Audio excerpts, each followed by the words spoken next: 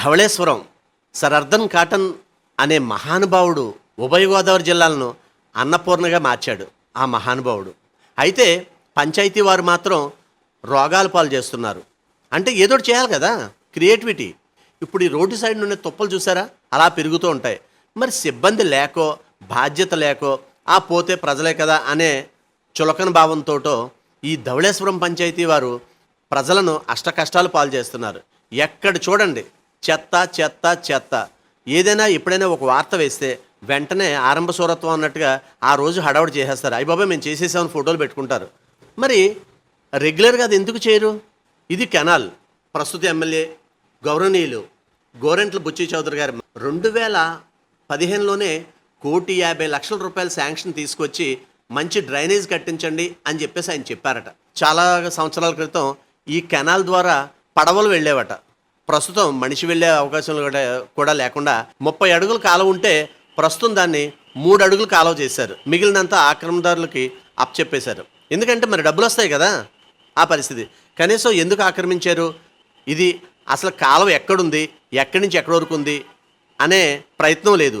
పూడికి తీసే ప్రయత్నం కూడా లేకపోవడం విచారకరంగా ప్రజలు చెప్పుకుంటున్నారు. ఈ కాలువ కొద్దిగా ఆక్రమణకు గురైంది. చాలా వరకు ఆక్రమించేశారు. ఇక పూర్తిగా కొన్నాళ్ళకి ఇంకొక 5-10 సంవత్సరాల నాటికి ఇక్కడ కాలువ ఉండేది. అంటే ఇప్పుడు మనం అప్పట్లో ఎప్పుడు పూర్వం పడవలు వెళ్ళేవి ఈ కాలువలో అని చెప్పుకుంటున్నాం కదా, ఇప్పుడు మనం చిన్న కాలువ ఉందని చెప్పుకుంటున్నాం. రేపటి తరం ఇక్కడ కాలువ ఉండేదట, అపార్ట్మెంట్లు ఉన్నాయి ఇప్పుడు అని చెప్పుకునే పరిస్థితి వస్తుందనేది ఇక్కడ వారి ఆవేదన. చూడండి ఎలా ఉందో. పెద్ద 30 అడుగుల కాలువని ఈ కాలువగా మార్చారు. గట్టిగా 3 నుంచి 5 అడుగులు లోపే ఉండేలాగా. మరి మిగిలిన స్థలం అంతా ఎవరికి ఇచ్చేశారు? పోనీ సిల్ట్ తీయడానికి ఉంచారా అంటే అది లేదు. సుమారుగా మీరు ఈ వీడియో పూర్తయ్యేసరికి కాలువ మధ్యలో ఎక్కడెక్కడ కనిపిస్తుందో అన్నీ కూడా చూపించడానికి మా వంతు ప్రయత్నం మేము చేస్తున్నాం. ఇదిగో చూడండి.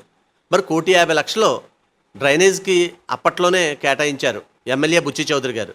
మరి వారెంతో ప్రతిష్టాకరంగా తీసుకుని ఈ డ్రైనేజ్ ప్రాపర్గా నిర్మించండి అని చెప్పినా సరే ఎందుకు నిర్మించలేకపోయారు? ఇది గ్రామ పంచాయతీ కార్యాలయం ఎదురు వీధి, గొల్లవీధి అంటారు.